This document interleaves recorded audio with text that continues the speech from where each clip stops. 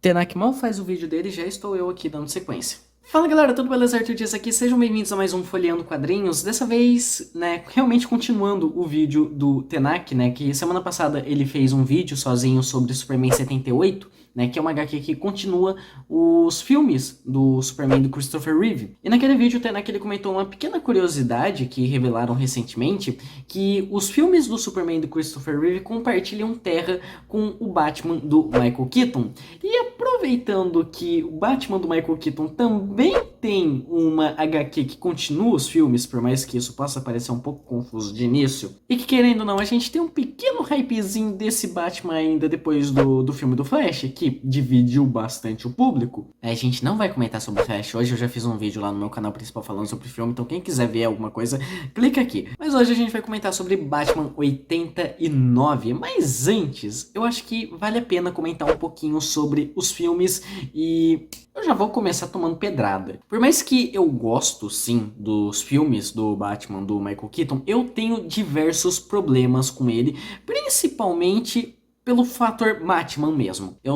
Sinceramente, apesar de o Michael Keaton ser um Batman muito icônico, um dos primeiros que realmente marcou no cinema ali, eu não acho ele um bom Batman. Não necessariamente por conta do ator, né? Eu acho o Michael Keaton um ótimo ator e nesse filme do Flash, por exemplo, ele mostrou que sabe entregar um Batman muito bom. Mas então por que eu não gosto tanto desse Batman do Keaton? Muito por conta do diretor, que é o Tim Burton. O que acaba sendo curioso, porque o Tim Burton é um dos meus diretores de cinema favoritos. Muito por uma certa nostalgia, um certo carinho que eu tenho pelo diretor de quando eu era criança, que eu adorava os filmes do Tim Burton. Adorava Edward Mão de Tesoura, Noiva Cadáver, Estranho Mundo de Jack, Alice no País das Maravilhas. Gostava muito dos filmes do Burton. Só que quando se trata de Batman, entra algumas questões que complica. Como, por exemplo, o fato do Tim Burton não gostar de HQ e muito menos gostar do Batman. Aqui eu não tô com a minha edição física do Piada Mortal, né, a edição de luxo publicada pela Panini, mas na capa do Piada Mortal ele tem alguns comentários ali, né, envolvendo diretores, escritores, né, o mídia, né, que acaba fazendo review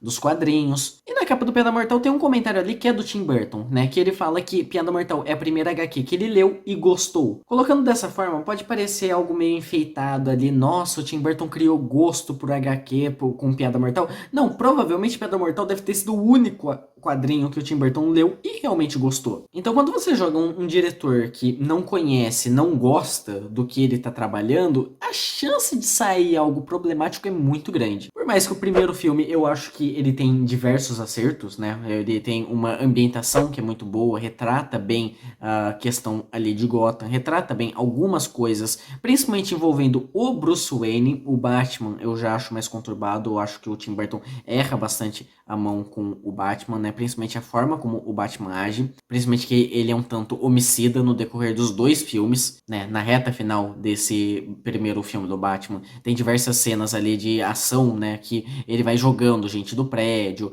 ele vai realmente espancando o pessoal ali até não aguentar mais. Mostra que esse Batman, ele não tem muito limite, e no segundo filme tem cena que ele até mesmo gruda a bomba num cara e joga da ponte, com aquele sorrisinho psicopata que até virou meme. Então acaba ficando um negócio meio conturbado, porque todo mundo adora reclamar do Batman do Ben Affleck, por exemplo, que o Batman do Ben Affleck descaracteriza muito o personagem, que ele é um psicopata desgraçado, não sei o quê, mas a gente já tinha o Batman do Keaton que era mais ou menos a mesma coisa. Até dá pra levar algumas coisas em consideração, porque os filmes eles saíram na época que realmente começou a deturpar um pouquinho a questão do Batman, né? Porque é época de Ano 1, é época de Cavaleiro das Trevas, é época de Piada Mortal, então realmente começa a trazer um lado mais dark pro Batman e um Batman com menos limites do que normalmente a gente vê. Mas não muda o fato que esse filme acaba descaracterizando bastante o que é o personagem do Batman. O que já não dá pra dizer o mesmo do Coringa, porque, sinceramente, o que eu acho que o Burton erra com o Batman do Keaton,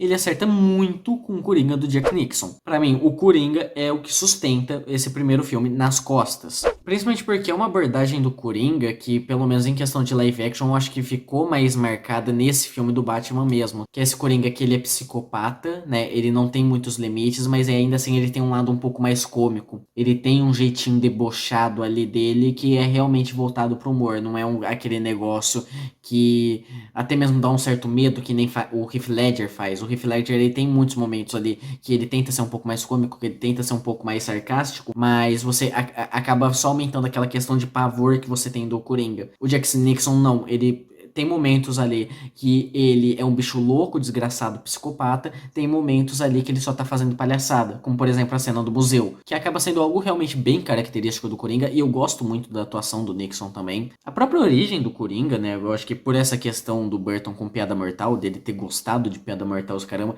provavelmente ele tentou trazer bastante coisa da HQ pra esse filme, né? A própria origem do Coringa é praticamente a mesma coisa que a gente viu no Piada Mortal, só que sem toda aquela questão do capuz vermelho, por exemplo, ou o comediante fracassado. Mas querendo ou não, esse primeiro filme, o Burton até acerta a mão. Já o segundo, ele é um grande divisor de águas, porque varia muito de qual ponto você vai pegar pra ver Batman Retorno. Você vai ver Batman Retorno como um filme do Batman ou como um filme do Burton? Porque o Batman Retorno, ele tem um pequeno ponto ali na forma como ele foi produzido, na forma como ele foi idealizado, porque o Burton foi lá na Warner e falou: só faço mais um filme do Batman se eu tiver total liberdade criativa. Combina com o negócio que ele não gosta de HQ, não gosta do Batman, a gente tem um filme do Batman que é um tantinho conturbado. Esse negócio do Burton colocar a mão completa dentro do projeto, dentro do roteiro, dentro de tudo ali desse filme, já é mostrado logo de cara na própria ambientação de Gotham, né? Porque continua algo mais urbano, né? Algo mais desenvolvido, algo bem melancólico, né? Bem característico do Burton mesmo. O Burton, ele tem um tom mais gótico nos filmes dele, que casa bem com essa questão do Batman. Só que a questão que passa do Batman 89 mesmo pro Batman Retorno é que no Batman 89 a gente tem uma questão mais urbana mesmo, uma questão que acaba tentando ser minimamente pé no chão. Aqui é mais lúdico. A Gotham do Retorno parece mais lúdica mesmo, parece mais exagerada, mais chamativa de alguma forma. Talvez seja por o filme se passar em época de Natal, e aí no Natal realmente fica as coisas mais chamativas. Pode ser, mas eu tenho uma impressão que tem mais além disso. Não chega no ponto exagerado pra caralho, que nem é depois nos filmes seguintes, mas eu sinto que já tem uma dose a mais de exagero nessa Gotham do Retorno do que no outro. Mas a própria questão dos vilões também, né? Os vilões, eles são muito mais exagerados, são muito mais caricatos do que o Coringa era. O Pinguim, ele coloca toda aquela questão dele realmente se portar como um animal, né? Dele ter sido criado por pinguins durante o filme ali. Quando ele volta para a sociedade, ele não sabe interagir direito com as pessoas, né? Ele se comporta realmente como um pinguim em vários pontos, aquela mania dele de comer peixe cru que é nojento, nossa, é angustiante assistir aquilo, a forma como ele anda, a forma como ele fala. Uma característica ali que colocam do pinguim também nesse filme é a deformidade que ele tem na mão, que a mão dele realmente parece uma pata de pinguim. E é uma característica, por exemplo, que eu acho que eu só vi nesse filme. Eu nunca vi em nenhum outro lugar isso no personagem do pinguim. E como se o pinguim já não fosse exagerado pra caralho, a gente ainda tem a mulher gato, que normalmente só tem toda aquela questão de ser uma ladra, né? Aquela questão de querer roubar joias, os caramba, e acaba entrando em confronto com o Batman. Aqui não, aqui é uma secretária louca que é morta e revive com poder de gato. A mulher gato aqui literalmente tem a porra de um poder. Ela cai de um prédio de não sei quantos andares, uns 20, 30 andares, revive, e no decorrer do filme dele, ela tem todo aquele negócio de 7 ou 9 vidas, não sei exatamente o quanto ali consideram no filme. Tanto que na reta final do filme ela é fuzilada um monte de vezes e continua viva. Outros pontos que tem de exagero nesse filme é, por exemplo, o plano do pinguim ali na reta final, de fazer um exército de pinguim com um míssil pra destruir Gotham. É um negócio completamente absurdo. E outra coisa que acaba vindo bastante do Burton, e que, querendo ou não, é realmente conturbado nesse filme, é porque, querendo ou não, o primeiro filme do Batman, ele teve um acerto muito forte num público infanto-juvenil. Ele não é um filme tão leve, ele tem algumas coisinhas ali que realmente aumentam um pouquinho a classificação etária do filme, mas ele acerta um público infanto-juvenil, um público de 10, 12 anos ali, ele tem o objetivo sim de acertar. E o Returns, na teoria, era pra fazer a mesma coisa, só que o Burton vai, coloca a mão e coloca muita coisa grotesca, esquisita e sexista no no decorrer do filme. Eu falei, por exemplo, do negócio do pinguim ficar comendo peixe cru a todo momento, mas tem outras cenas do pinguim que, nossa, são revoltantes, como por exemplo aquela cena que ele tá pra se tornar prefeito ali, tá toda a mídia em cima dele, ele começa a ter ataque de pânico, não sei o que, ele morde o nariz do cara e arranca com o dente. Ou a própria forma como retratam a mulher gato, que a mulher gato, ela é muito sexualizada, a mulher gato é muito objetificada no decorrer de todo o filme, tanto pelo Batman quanto pelo pinguim, e de forma descarada. O pinguim dá pra ver nitidamente no decorrer de todo o filme que ele quer fazer um monte de pinguinzinho. E são muito características do Burton isso, querendo ou não, então acaba ficando bem essa questão. Se você gosta dos filmes do Burton, como é o meu caso, ele é um filme muito legal, ele é um filme que dá pra se divertir bastante. Agora, se você pegar e martelar aquela questão, caralho, é um filme do Batman, não tem porra nenhuma a ver. Fora que o próprio Batman, ele aparece muito pouco no filme, né? Se eu não me engano, Batman Retorno é o filme com menor tempo de tela do protagonista. Fizeram uma tabela, se eu não me engano, e se eu não me engano, Batman Retorno tem cerca de 36 minutos de tempo de tela do Batman, e... caralho, tem noção de como isso é absurdo? Visto que o filme tem 2 horas, tipo, um quarto do filme o protagonista aparece. E aí, a gente entra no ponto que começa a ficar um pouco conturbado, porque o Burton era pra ter um terceiro filme. Aí muita gente vai pegar e falar, não, mas teve um terceiro filme, teve Batman Eternamente, não é o terceiro filme?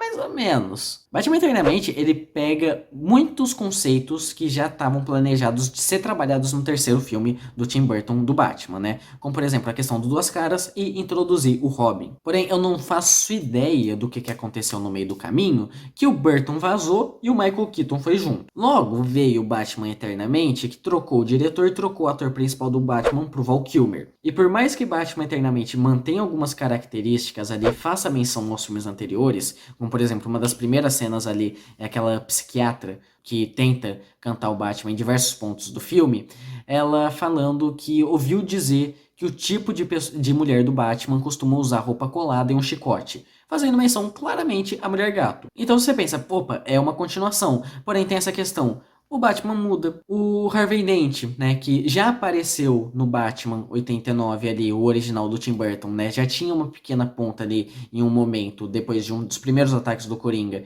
né. Aqui ele já aparece direto como Duas Caras e o ator dele também mudou, né. No Batman 89 era o Billy Dee Williams e aqui é o Tommy Lee Jones. Tudo no filme é muito mais exagerado, é muito mais lúdico. A gente vê uma Gotham que é realmente mais lúdica, não é toda enevoada, não é aquele clima mais gótico que nem a gente tinha nos dois anteriores, né? Tipo, todas as cores são muito saturadas, são muito fortes, né? Algumas luzes de neon rebatendo em tudo quanto é lado. A forma como retratam os personagens, cara, aquele covil do Duas Caras é uma das coisas mais caricatas e exageradas que eu já vi na minha vida, né? Metade da sala como se fosse o céu, metade da sala como se fosse o inferno, e os ajudantes cada um ali de um lado, anjo, demônio, extremamente caricato. E a forma como eles e o Charada se comportam no decorrer do filme também é muito caricato, é muito insano, é muito exagerado. Dá pra ver nitidamente que o diretor ele bebe bastante ali do Batman 66, tem alguns pontos. E porra, não tem coisa mais caricata e exagerada do que Batman 66. E essas coisas ali que acabam sendo implementadas no filme, essa mudança de tom, essa mudança de clima, essa mudança de atores, acabou fazendo muita gente meio que desconsiderar Batman Eternamente e o Batman e Robin, que eu prefiro nem comentar sobre esse, desconsiderar como essa linha de sequência ali dos filmes do Burton. Até que chegou 2021 e realmente descanonizaram Batman Eternamente e Batman e Robin dessa linha do Burton, criando HQ Batman 89, que realmente pega esses conceitos que estavam planejados de ser feitos nesse terceiro filme do Burton e aborda nessa HQ, constrói o roteiro da HQ, né? Roteiro esse escrito por Sam Raimi e ilustração feita por Joe Quinones. Essa é uma HQ que eu fui começar a ler, eu tava com um certo receio, né, principalmente essa questão do Batman Retorno, né? Porque eu tava me perguntando, essa HQ, ela vai ser mais Batman ou ela vai ser mais Burton? Felizmente, a HQ é mais Batman. Como eu disse, eu gosto do Burton, gosto do estilo de produção do Burton, mas eu queria realmente ver Batman aqui. E na minha opinião, dão até uma certa corrigida no Batman do Keaton, né? Dá pra sentir que o Sam Raimi, ele realmente entende o que ele tá fazendo na hora de escrever, na hora de abordar isso. Dá uma certa distância quando você pega realmente do Batman do Burton pra esse, dá. Mas não é algo tão gritante assim quanto era se comparar com Forever. Não que o Val Kilmer seja um bom Batman também, né? Pelo contrário. E uma coisa que dá pra perceber, né, que realmente pega um pouco essa questão do Burton, né, porque a gente tinha o primeiro filme do Batman e o segundo, que eles eram muito mais focados nos vilões do que no próprio Batman. Isso se repete nessa HQ. Dá pra perceber que o foco da HQ é muito mais o Harvey Dent Duas Caras do que necessariamente o Batman e o que ele vai fazendo no decorrer do filme. A HQ até mesmo abre com o Harvey Dent. Harvey Dent esse que tá noivando com Barbara Gordon, que tá tentando fazer sua carreira ali como promotor, e ele quer limpar a cidade de problemas, ele quer limpar a cidade do crime e ele quer limpar a cidade do Batman. Muito porque no decorrer dos filmes anteriores o Batman foi criando uma certa fama e querendo ou não foi influenciando outras pessoas. Nessa HQ a gente vê uma coisa muito semelhante com o Cavaleiro das Trevas, né, que é uma gangue do Batman, uma gangue de seguidores do Batman, mas que muitos ali acaba indo muito por egoísmo. A gente vê pessoas que são dessa suposta gangue que simplesmente dizem seguir o Batman para fazer o que bem entenderem. E muito por conta dessa gangue também, o Harvey ele cria uma teoria na cabeça que o Batman é na verdade um exército, né, que tem diversos Batmans pela cidade ali cometendo os atos dele, supostamente ajudando as pessoas, mas mais causando prejuízo do que qualquer coisa. Que eu falei que deu uma corrigida no Batman do Keaton, mas logo nesse primeiro capítulo ele já tá explodindo o prédio, então não corrigem tanto assim, mas ok. E ele coloca muito uma questão que o Gordon, ele é o chefe, é o cabeça desse exército. E por conta disso ele quer também deportar o Gordon. Ele quer fazer com que o Gordon se demita do cargo dele de comissário. Até pede ajuda pro Bruce, mas o Bruce ele acaba deixando isso de lado, porque ele é muito amigo do Gordon e tem toda a questão dele ser o Batman mesmo.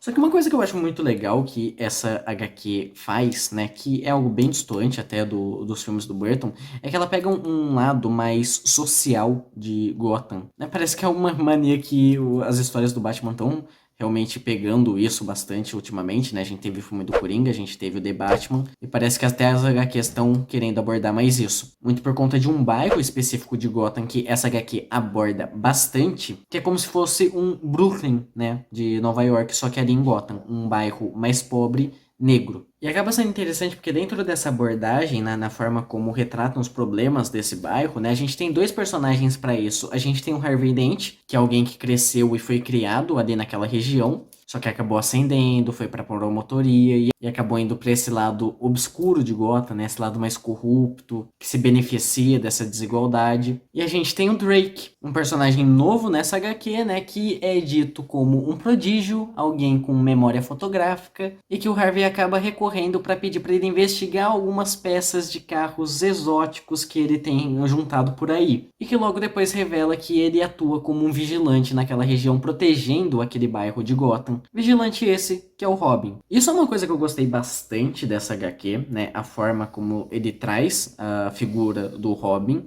né? Porque ele não traz o Robin vinculado direto a essa questão do Batman, né? O Robin, ele é alguém que, querendo ou não, foi levemente inspirado ali pelas ações do Batman, mas ele vai muito contra essa imagem. É só ver que a primeira aparição do Robin mesmo na HQ é ele indo contra o Batman.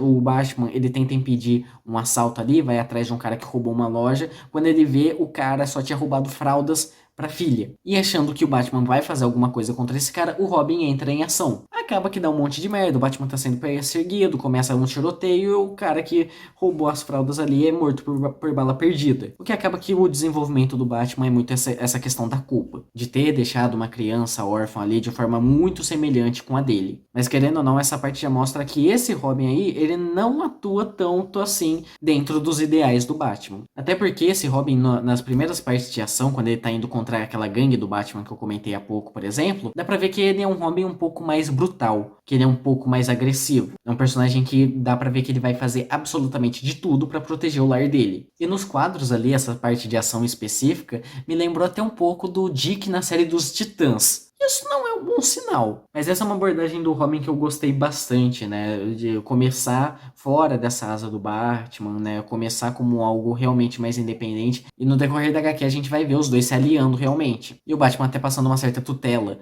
pro Drake. Principalmente porque nessa treta que ele se envolve com a gangue do Batman, né, ele acaba sendo seguido por um ali que ficou escondido, né, que acabou não entrando na briga, descobriu aonde aquele vigilante que enfiou a porrada em todo mundo tava morando, que era um depósito, e vai o pessoal, a gangue inteira ali botar fogo no lugar. O pessoal do bairro não sabe que ele é vigilante, não sabe por que estão fazendo aquilo, só fica preocupado que o moleque entrou pra dormir e ainda tava preso ali no meio do fogo. O Harvey fica desesperado e entra pra salvar o moleque. Só que acaba que ele sofre acidente. Ele cai, desmaia no meio de um incêndio, cai ácido sulfúrico na cara dele e o resto a gente já conhece. Acaba que é uma origem bem semelhante com o que a gente vê no Cavaleiro das Trevas do Nolan. Acaba se diferenciando bastante de algumas origens, como por exemplo a Animated Series ou o Longo Dia das Bruxas. Assim como a própria forma de agir do Harvey quando ele se torna Duas Caras. Essa parte do acidente, dele desmaiando no meio do fogo, no meio do ácido, não sei o que, ele é mostrado no final de um capítulo. No capítulo seguinte, a gente já começa com um negócio totalmente destoante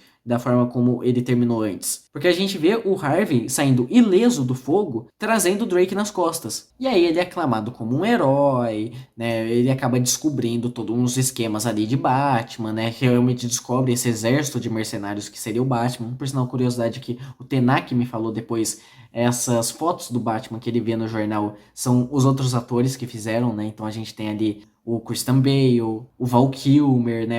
Então tem esses outros atores ali como uma forma de referência. É legalzinho até. Mas acaba que essa questão do Batman acaba. O Gordon, ele é demitido do cargo de comissário. A Bárbara assume, os dois estão casados. Até que o Harvey começa a ouvir coisa, ele começa a ver coisa. E aí a gente volta pra realidade mesmo. E o Harvey sofreu a porra do acidente, tá com metade da cara deformada. E quem salvou ele não foi apenas o Drake, que tava ali dentro, já podia salvar, mas também Bruce Wayne. Não o Batman, o Bruce mesmo. Mas por que eu acho isso levemente curioso? Eu não acho necessariamente bom.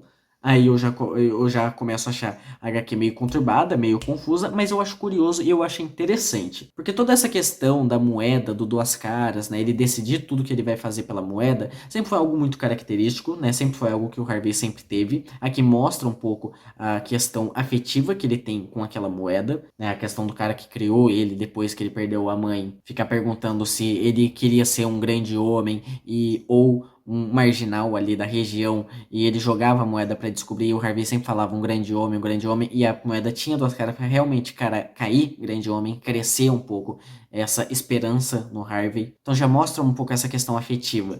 Só que quando trazem essa visão do Harvey dessa outra realidade que ele salvou o Drake, os caramba, ele começa a ter visão de múltiplas possibilidades no decorrer de toda a vida dele. Uma possibilidade onde ele podia ter morrido no lugar da mãe, uma possibilidade onde ele poderia ter sido preso e seguir um caminho de crime, essa possibilidade que ele poderia ter salvo o Drake e a realidade onde ele está ali. Eles até mesmo trazem essa questão meio multiversal dentro do Duas Caras. E para saber qual ramo do multiverso ele vai seguir, ele joga a moeda. É algo que pessoalmente eu nunca vi abordando no personagem do Duas Caras e eu achei levemente curioso. É confuso em alguns pontos? É. Principalmente até você entender o que realmente está passando na cabeça do Harvey nesse período dele no hospital. Mas eu acho válido, porque se bobear, o Duas Caras é o vilão que a gente mais tem origens diferentes dele. E muitas delas é baseado em todo esse negócio Longo Dia das Bruxas. Então acaba sendo legal algo que se diferencia um pouco, que tenta fazer algo diferente com um personagem que já é tão manjado assim. Fora que esse design do Duas Caras eu acho realmente bem legal. Em alguns pontos lembra o do Tommy Lee Jones do Eternamente, mas eu gosto bem mais desse. Como o lado deformado parece mais louco, mais insano, né? E a própria forma como ele é retratado em diversos momentos, né? Todas as cenas envolvendo reflexo, que é algo bem característico do Duas Caras, mas querendo ou não, essas cenas de reflexo muitas vezes acaba fazendo menção também a essa questão de ramos de multiverso, qual caminho ele vai seguir, qual linha ele vai seguir, qual Duas Caras ele vai ser. Um exemplo é uma cena ali que ele quebra um espelho e a gente vê um lado que é o rosto normal dele, esse lado está sendo refletido certinho, e o lado deformado, a gente vê diversos prismas diferentes desse lado. Só que essa parte, depois que o Harvey se torna o Duas Caras, é onde pra mim o HQ começa a desandar um pouco. E a gente começa a ver esse Harvey que queria trazer luz a Gotham, queria purificar Gotham, Gotham, queria acabar com o crime de Gotham, só que da forma mais certa, mais correta. Agora ele indo para um lado meio os fins justificam os meios. Ele vai fazer isso independente do que ele precise usar. Ele descobre algumas coisas, alguns casos de corrupção, começa a tentar manipular as coisas, arruma um monte de capanga ali para fazer um grande roubo e conseguir essas cartas de chantagem para ter o governo ali na palma da mão dele. No processo, Mulher Gato ressurge simplesmente do nada só pro Batman conseguir a exata mesma informação. A presença da Mulher Gato é provavelmente a coisa mais merda da HQ inteira, porque ela ressurge assim do nada, porque sim. Porque, sei lá, o final do retorno deixou ali aquela última ceninha da Mulher Gato encarando o bate-sinal do topo de um telhado, mostrando, ó, essa filha da puta tá viva. Então, provavelmente, o San-Han, ele viu aquilo e falou, puta que pariu, vou ter que colocar ela de algum jeito. Porque ela surge jogando o Marginal na lixeira e trancando. É um jeito muito merda de trazer de volta essa personagem. E acaba que a única utilidade que ela tem mesmo é essa questão de trazer o plano do Harvey à tona. Sendo que eu acho que podiam realmente utilizar o Batman e o Drake para isso, porque o Drake também nesse período, ele tá começando a reavaliar um pouco essa questão do Batman depois do caso do Harvey. Como eu disse, tratam o Drake, né, com essa questão dele ser prodígio, dele ter memória fotográfica, dele conseguir deduzir bem as coisas, então acaba que desde o começo a gente já vê que ele já tem uma certa suspeita do Bruce Wayne ser o Batman. E as coisas que vão acontecendo na HQ só vai dando mais certeza para ele até o momento que ele realmente vai confrontar o Bruce Wayne e realmente joga essa verdade à tona. Que é quando o Bruce Wayne, querendo ou não, acaba se aliando um pouco ao Robin, acaba dando um pouco dessa tutela. O Robin até recebe a moto nessa parte. Que é quando o Harvey ele tá fazendo esse assalto. Então vai o Bruce, por exemplo, proteger o comissário Gordon e emboscar realmente o Harvey Dent. Enquanto o Robin ele vai lidar com os atiradores, com os saqueadores ali que estão na cidade toda. A utilidade do Robin acaba aí, eu já adianto. Acaba que no combate do Batman com duas caras, ele sofre um acidente, desaba parte de um túnel em cima dele e rasga a máscara, fazendo com que o Harvey descubra a identidade do Batman, descubra que o Bruce é o Batman. Então naquele momento ele tem o comissário de polícia como refém, ele tem coisa ali para incriminar todos os políticos de Gotham, permitindo com que ele tenha todo mundo na palma da mão dele, e ele tem o vigilante da cidade na palma da mão também. Fora que o Harvey já tá saindo realmente do controle. Então, por exemplo, ele tá confrontando ali os políticos de Gotham, né, o pessoal, o chefão, os cabeça ali, os que mandam na cidade, e nisso também tem o pessoal ali do mandato mais obscuro. Dentre eles, o Falcone. Sempre tem que ter Falcone em história do Duas Caras, é impressionante. E o Duas Caras pega e mata o Falcone nessa cena. Assim como o cara que criou o Duas Caras ali, quando o Duas Caras ele aparece no bairro, o cara fala, não, você tá fazendo um monte de merda, você tá saindo do controle, você não é mais o grande homem que você prometeu ser. O Harvey pega, mata o cara, o Drake aparece naquele momento, ele joga a culpa da morte no Drake, né,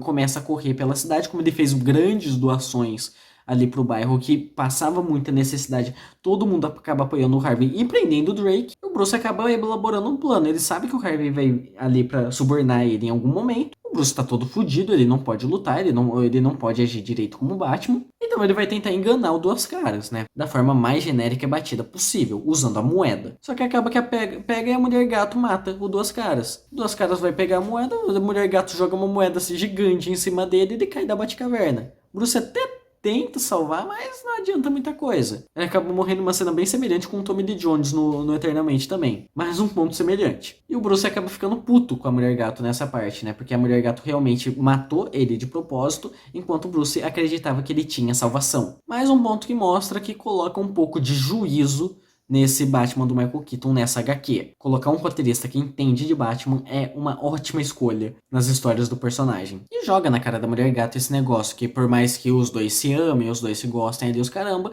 eles não são iguais. Fazendo a Mulher Gato ficar bem machucadinha por dentro. E por mais que tudo pareça bem, né? O Drake foi solto, né?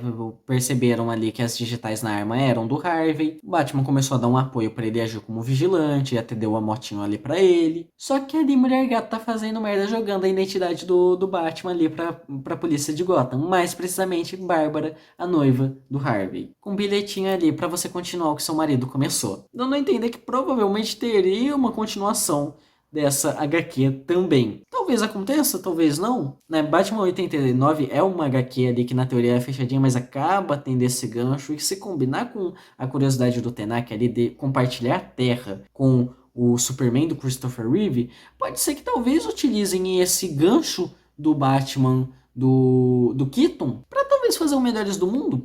Ai que não custa sonhar. Seria estranho pra caralho, mas não custa sonhar. Só que, pessoalmente, eu achei essa HQ legalzinha, mas eu não leria ela de novo, não. Eu acho que ela vale muito mais a título de curiosidade, né? Essa curiosidade de como seria um terceiro filme do Batman feito pelo Burton, né? Por pegar realmente essas ideias que o Burton já tava querendo fazer no filme. Essa questão do Drake mesmo, né? O design do Drake nessa HQ é baseado no ator que ia fazer o personagem no filme mesmo, né? O nome ia ser realmente Drake, provavelmente baseado no Tim Drake, que já era o Robin na época, para provavelmente trazer uma questão mais próxima dos leitores ali que estavam acompanhando as HQs naquele período. Por algum motivo depois trocaram de volta pro Dick Grayson. Mas acaba que essa HQ é muito de conceitos ali que o Burton iria abordar, mas feitos de uma forma completamente diferente. A HQ não passa uma atmosfera semelhante ali com os filmes do Burton mesmo, né? Tem uma certa distância. Os filmes ali eram muito característicos do diretor mesmo, você sentia o dedo do diretor ali, e por mais que isso pudesse tornar mais caótico a questão do filme do Batman, querendo ou não dar uma marca, uma identidade para essa linha de filmes. E querendo ou não, essa HQ parece que eu tô lendo absolutamente qualquer coisa do personagem. Isso que ela ainda tenta se desvincular com algumas coisas ali, como por exemplo esse negócio, a trama do Harvey Dent, a trama do Duas Caras é um negócio extremamente batido. Todo mundo já conhece, todo mundo já viu, todo mundo sabe como o personagem é. Mas essa HQ tenta fazer alguma coisa ali para se diferenciar. Traz esse negócio meio multiversal, traz esse negócio das possibilidades. Ele se guiar pela moeda por conta das possibilidades. Gosto de como fazem toda aquela questão social, como retratam aquele bairro. Gosto bastante do Robin dessa HQ. Por mais que lá na reta final ele já não seja tão bem utilizado. Só que o resto da HQ, o drama do Batman ali com aquele negócio da culpa de ter causado a morte do cara ali, ter deixado uma criança órfã, acaba deixando meio de lado por boa parte da HQ. Depois que o Harvey sofre o acidente ali, só retomam isso no último capítulo, nas últimas páginas, na verdade. A presença da Mulher Gato é um negócio completamente irrelevante. Por mais que tenha ali seus pontos, tem a sua ajuda, tem alguma coisa ali. Cara, eu acho que poderiam simplesmente descartar a Mulher Gato e fazer aqueles eventos de uma outra forma. Parece que é realmente pelo fanservice, pelo fato de ter ficado ganchinho ali no final do retorno. A trama em diversos pontos ela é arrastada e maçante, como por exemplo as partes que são mais voltadas para Bárbara, as partes que são mais focadas no Comissário Gordon, a relação dos dois. É uma HQ curta, mas que sinceramente eu me senti cansado lendo ela. E pessoalmente eu não leria de novo. Mas enfim, eu acho que é isso que eu achei sobre Batman 89. Comentem aí se vocês já leram essa HQ, o que vocês acham dela, o que vocês acham dos filmes do Batman do Michael Keaton / Tim Burton. Se vocês gostam dessa direção do Burton nesses filmes, se vocês já acham que complica um pouco essa questão de ser filme do Batman. E é isso, eu vou ficando por aqui, a gente se vê no próximo vídeo, ou não, porque talvez o próximo vídeo seja do Tenak de novo. E é isso, falou!